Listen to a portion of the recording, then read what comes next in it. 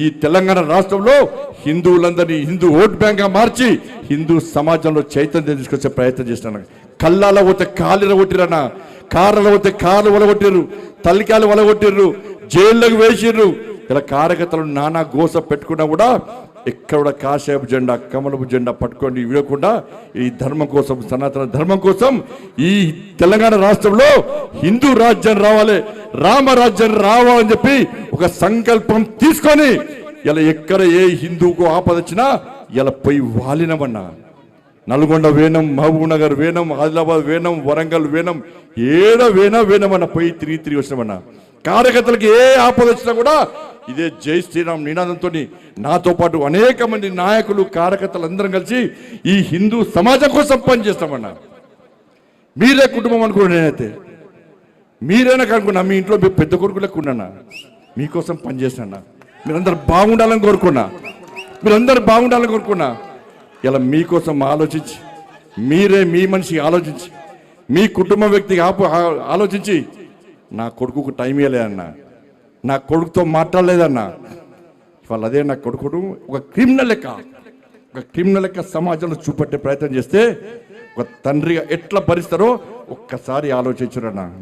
నా కొడుకు నేనేం తప్పు చేయలేనా, మేము ఫ్రెండ్స్ ఉన్నానా, మేము తప్పు చేయలే, కలిసి ఉన్నాం, ఇలా విడిపోయినాం, నేను ఏ తప్పు చేయలే, నిజాయితీగా బయటికి వస్తా అని చెప్పి ఇలా నా కొడుకు ఎప్పటికీ నేను సమర్థిస్తలేనన్నా. తప్పు ఎవడు చేసినా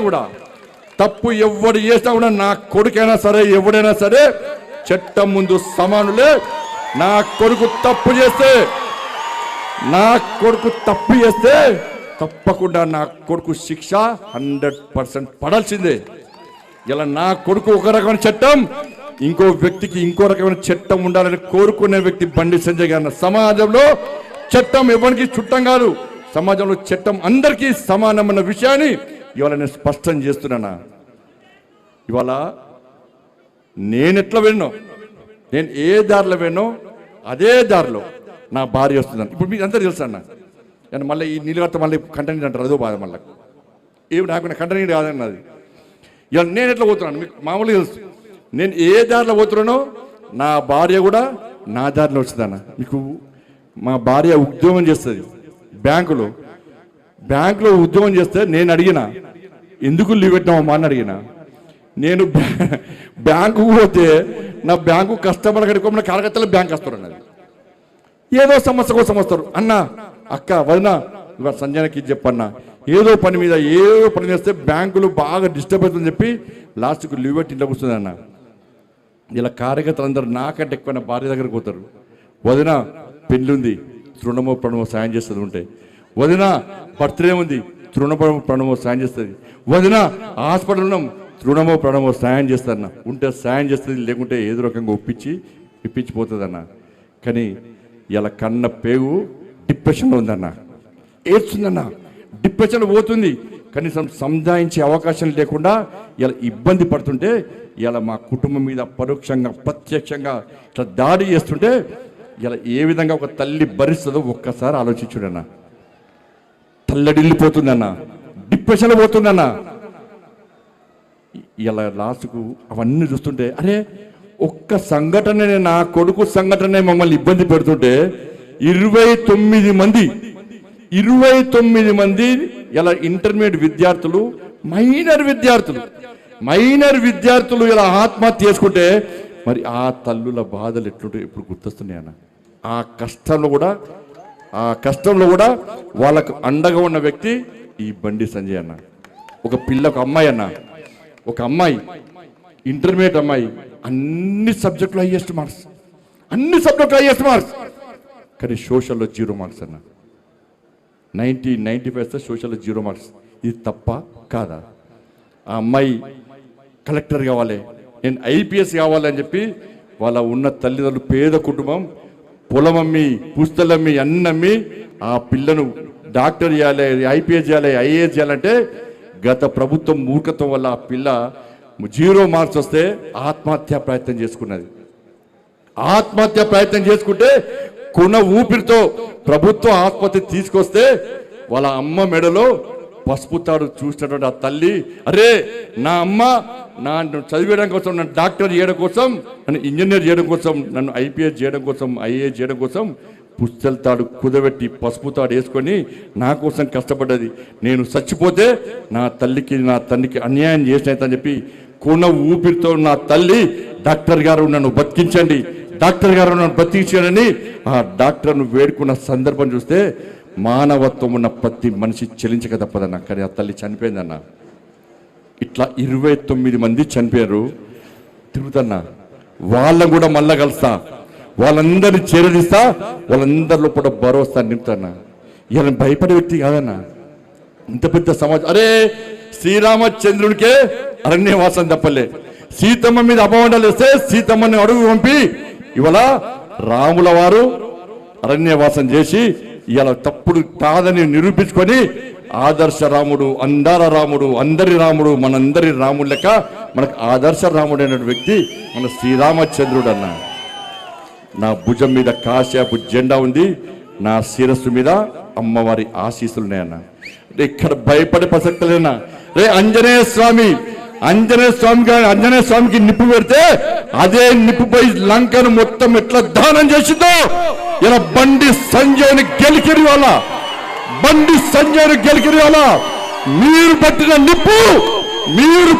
నిప్పు ఒక ఆంజనేయ స్వామిలాగా ఈ దళారుల వ్యవస్థను, ఈ అక్రమార్గ వ్యవస్థను, ఈ కుటుంబ వ్యవస్థను, ఈ అవినీతి వ్యవస్థను పక్కా దగ్ధం చేస్తా, దహనం చేస్తా.